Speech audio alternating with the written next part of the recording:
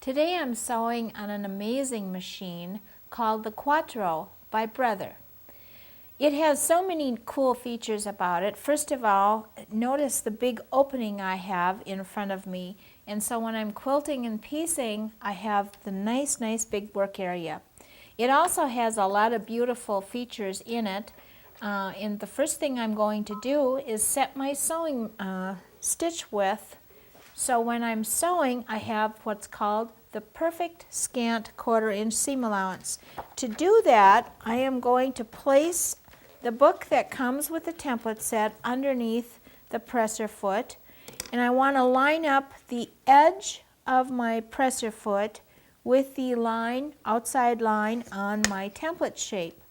Then I will drop my presser foot until I have the edge of the foot matching the edge of that line.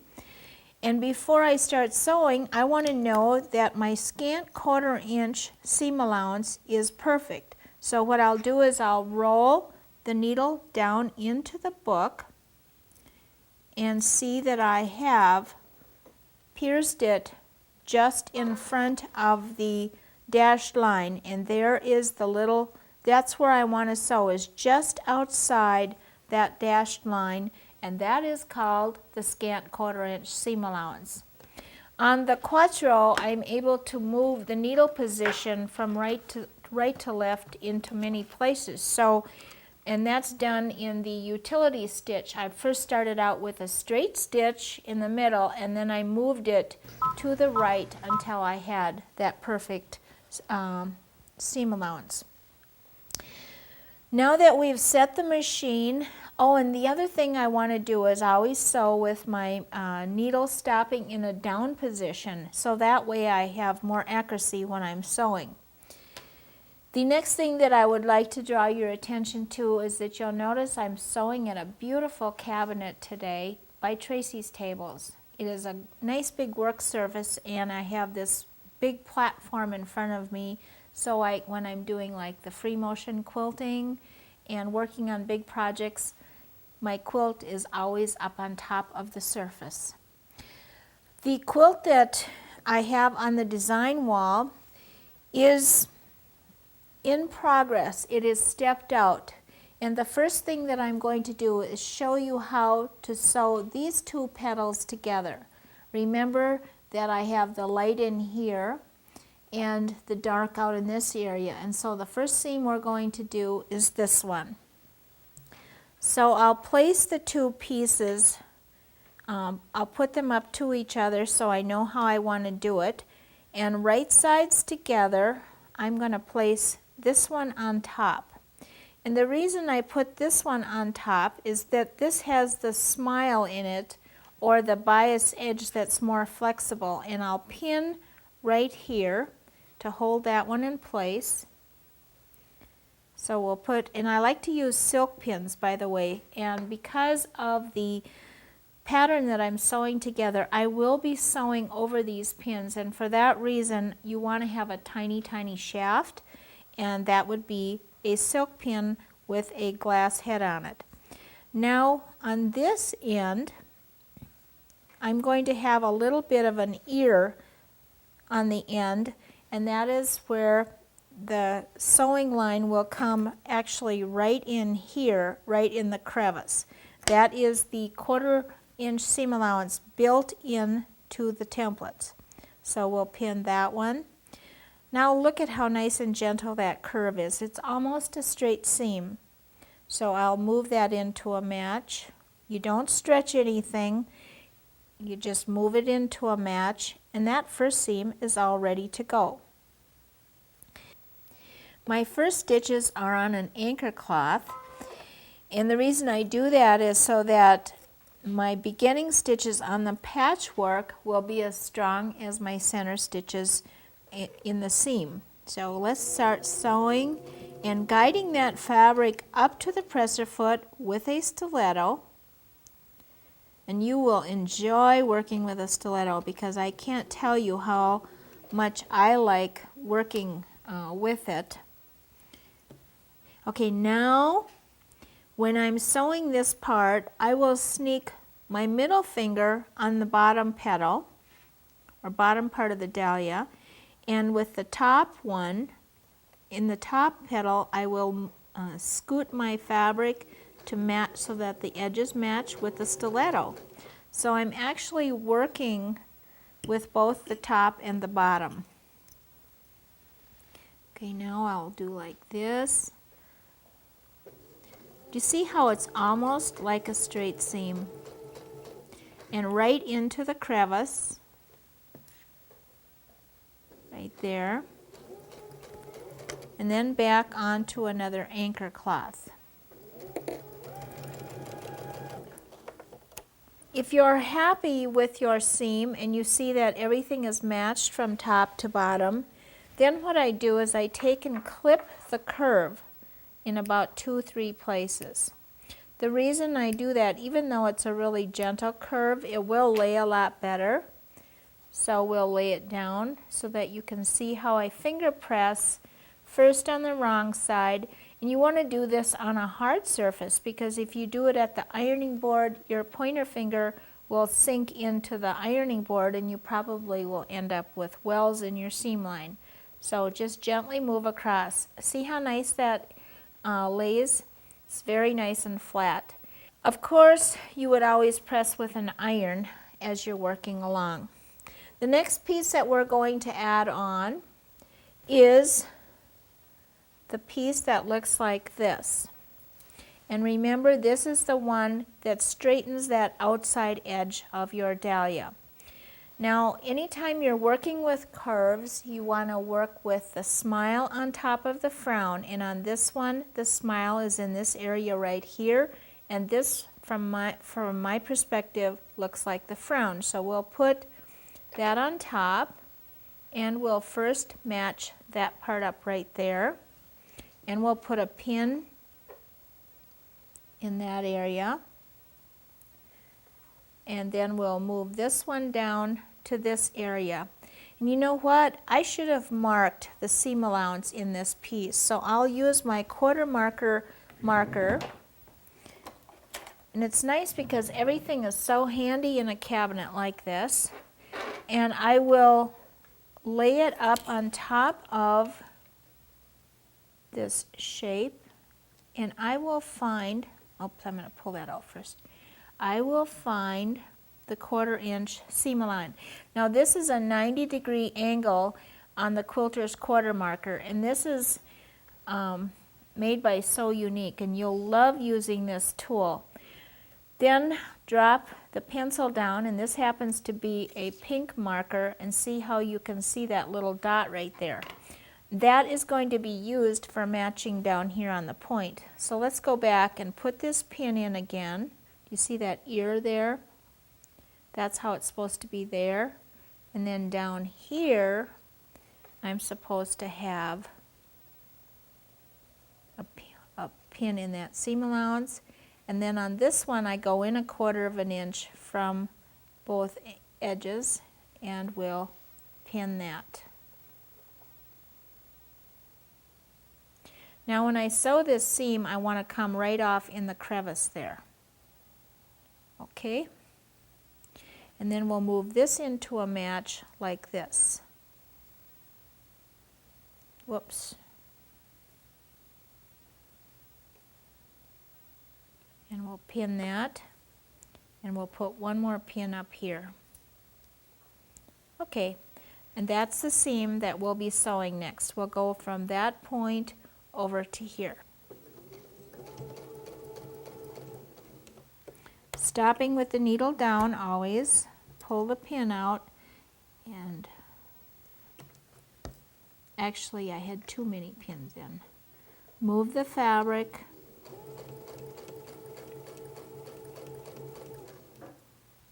and I'm sewing with a lighter gray thread so that you can see what the seam line looks like when I'm done. Now remember, I want to come right off at this point where I had, we'll come right through the middle there and onto the anchor cloth.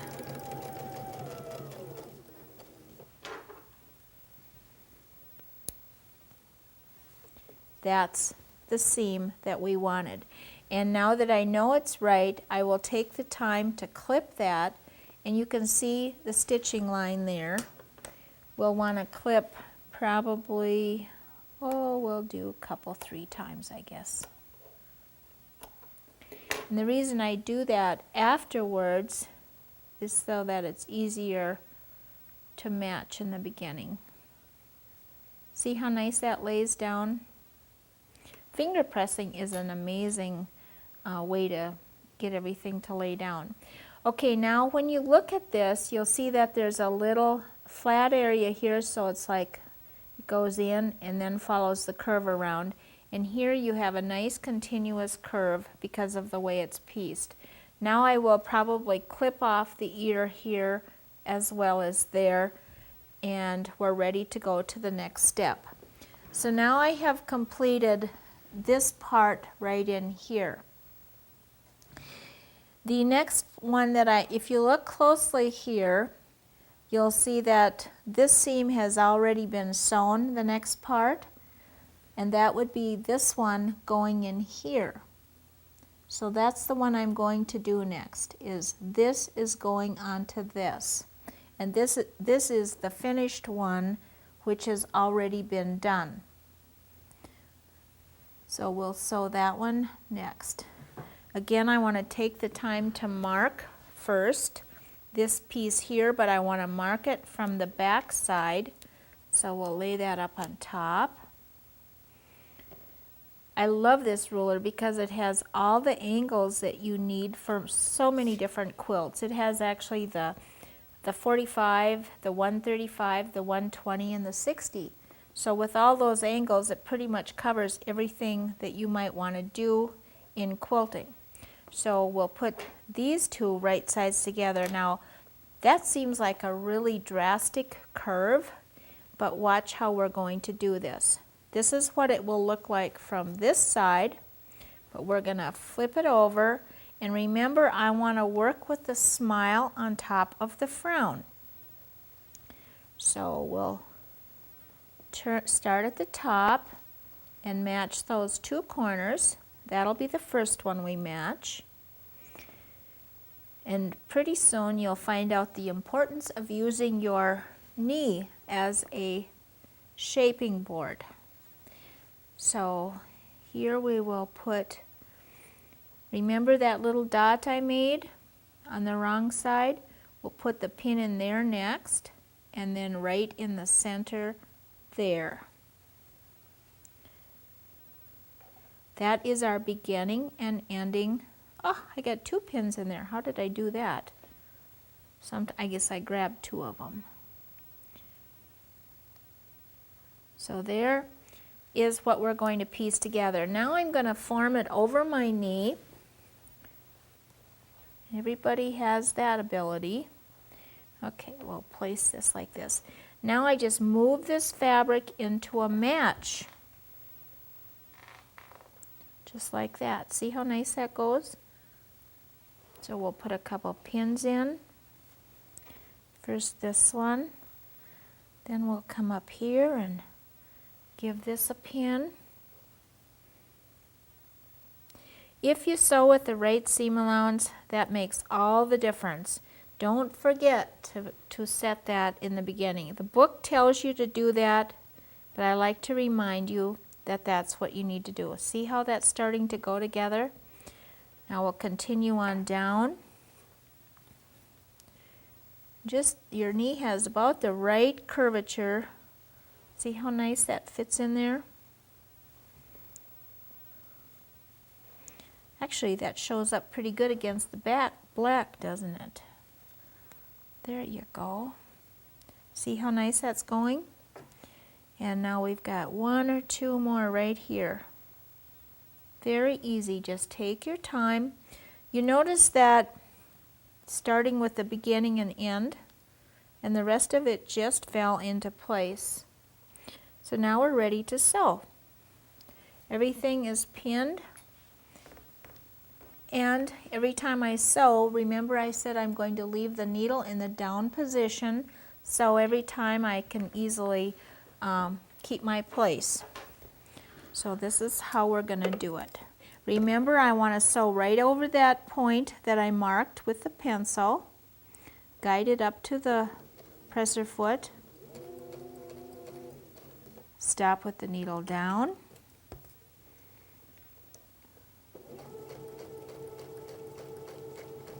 sometimes I'll be sewing over them. Just remember I'm using silk pins, and work the fabric with the stiletto. You're not stretching anything, but just making sure you don't have any pleats.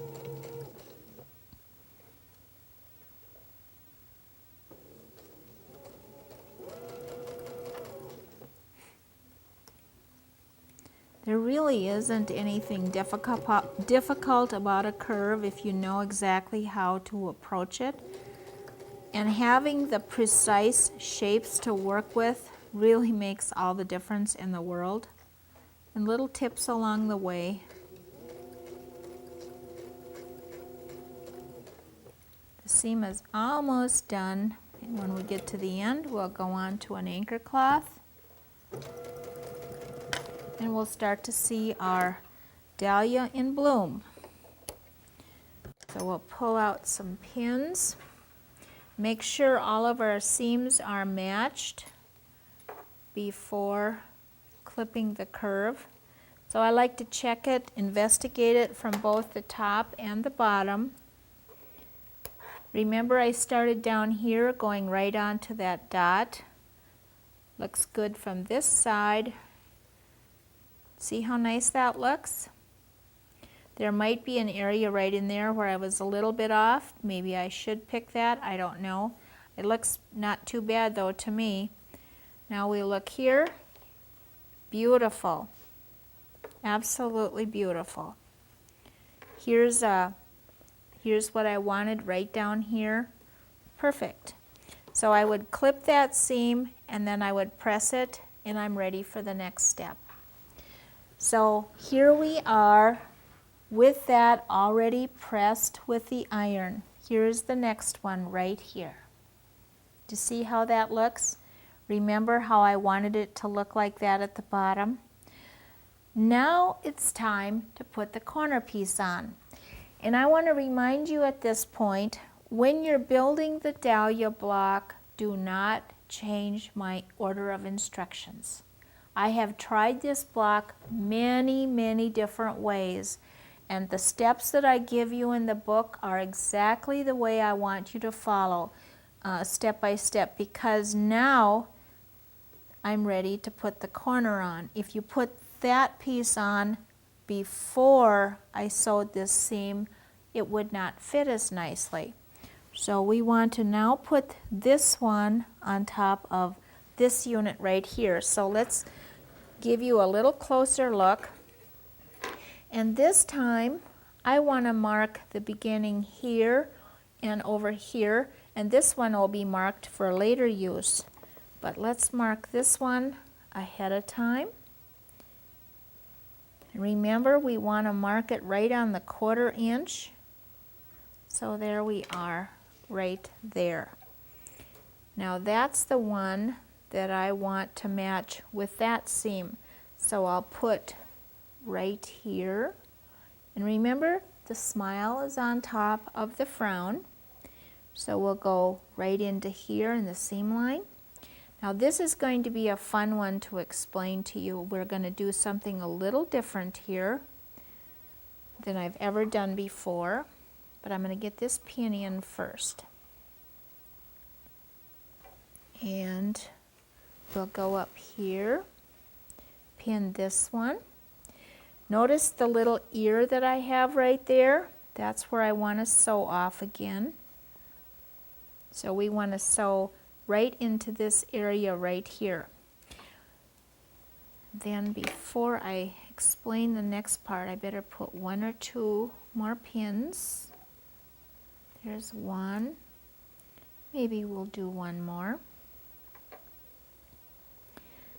Okay. Now we're ready to explain this part. When you look at this, you'll see here's my seam going from here following down to here. I want to come off this point right here into this point. This is, and if I flip the bottom piece back, you'll see. Do you see that this is 1/4 of an inch from the edge there? When I put the other one back, you'll see that there's a little ear on the bottom there. You want to come off this point right here. That is illustrated in the book in actual size, so you know exactly what I'm telling you. Just remember that that's what you want to sew off of. Sometimes I feel like I'm saying things over and over, but you'll be happy with that when you start doing it. Okay. Now pull the pins out and remember to work that fabric with the stiletto, scooching it over a little bit. Notice how I just moved the top piece.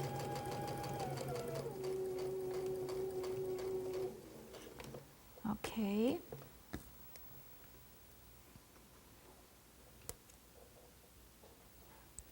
To the bottom. Okay, we're going to come right off that point right there that I made a mark with. Perfect. Okay, we'll sew onto an anchor cloth.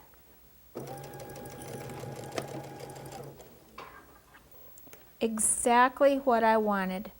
Do you see this nice straight line at the bottom? Because I sewed off the point, I now have that nice straight edge. I have a beautiful, beautiful curve there. So the next thing I would do would be to clip that curve 2-3 places. Whoops. Like this.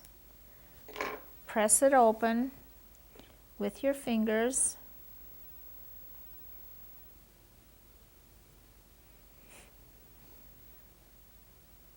I get an awful lot of enjoyment out of creating these patterns and being able to teach them like this. It's a lot of fun for me to do. There we are. It's just ready to be pressed. And you'll notice that this is now 1/4 of an inch from the edge, and it's ready. It would be ready then when you have your whole block. That would be the intersection that you would cross over when you were adding the sashing. At this point, the block is really coming along. So you make, the only thing that's left on this unit is to add that corner unit, and that's what we just did here. You make 4 of these identical to each other. So you have this one, this one, this one, and 1 more up here almost completed. The last thing that you're going to sew is this seam right here.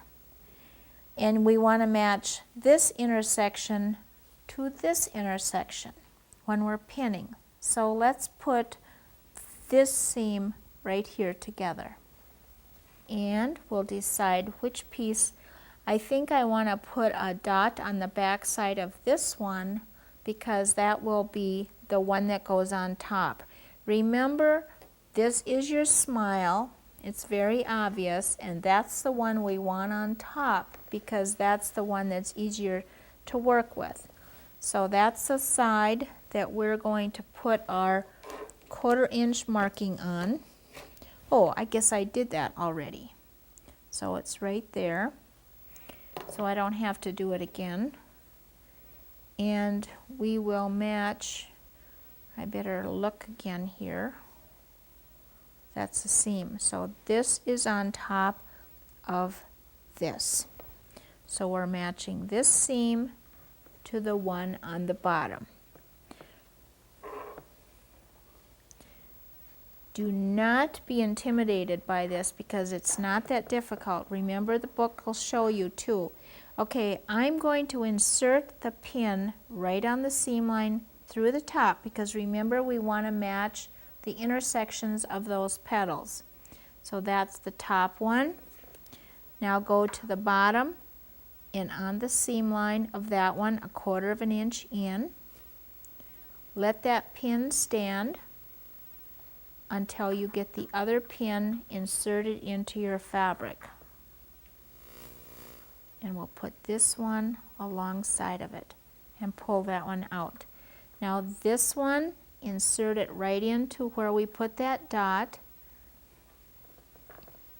And this time we're going to go into the seam line 1/4 of an inch from the edge. And just like we did on the other one, for not only your benefit but for mine as well, I'm going to put a mark on the fabric so I see where I want to sew off of. I want to come off right here and onto that point. And then this moves into a match just like this. So that's the first part of the curve. Now we're going to bend. You know, actually it seems like an impossible match, but remember that it's drafted to go together. Everything is so easy to do. Okay, we'll match this end first, like this. So that's the beginning of that curve and the end is there. So now I lay it on my knee. Look at how nice that goes. See how it just lays right in there. Because we're working with the bias on top, I'll put the pin on the seam line first to hold that down. Probably a couple more right here. Oh, one will do. And we'll put one more up here.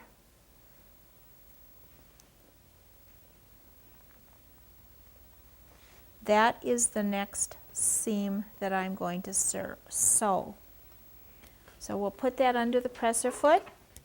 Remember, I have my machine set so that the needle is in a down position.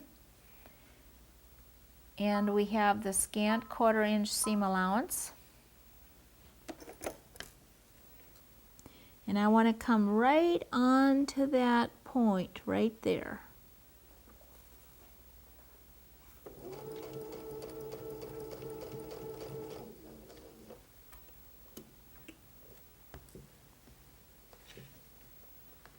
This is going to be a pretty flower because the petals have a lot of color in them from light to dark.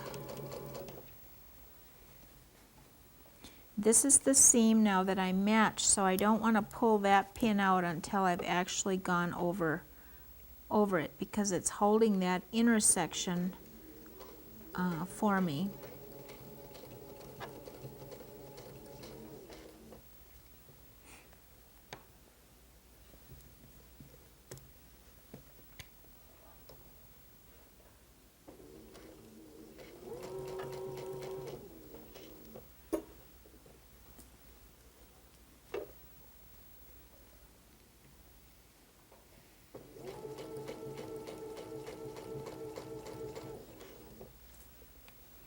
Just take a little time to always readjust your fabric as you're sewing along.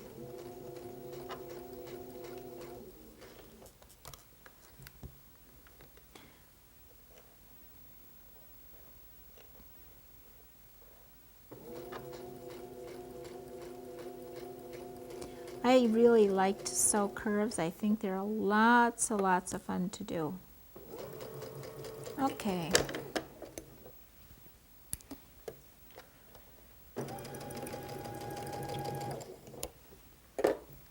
Let's see how that lays. Oh, I got one more pin there, there. See if we first of all matched our perfect match on this intersection. See that? It's just beautiful. Everything is going to lay really nice and flat. I'll need to clip from the back side and then finger press it open. So I would clip just like I did the other seams, and all of these, every seam has been clipped after it has been sewn and then pressed open. So we just about have one completed block. So after you sew 2 more of those on, you would have your 12 and a half inch square before you put your sashing on, and then it ends up to be a 12-inch finished square. The only thing then you would have left to do would be to hand tack your center circle on and do the quilting. I sure hope you've enjoyed seeing this dahlias go together today. You have fun making your own. Join me next time on Inspired by Shar. Inspired by Shar is sponsored by Brother. Featured in Shar's show is the Quattro, Creativity times 4. Embroidery, sewing, quilting, and crafting. The Quattro 6000D brings you 100 brilliant, unprecedented, new and improved features. The cabinetry used in this show is by Tracy's Tables, offering a complete line of tables, carts, and shelves custom-made to fit your specific needs. Visit them at tracystables.com. Olfa. There's an Olfa tool for every job. Rowenta. Irons for every need. So Unique. Manufacturers of innovative products for sewing, quilting, and beading.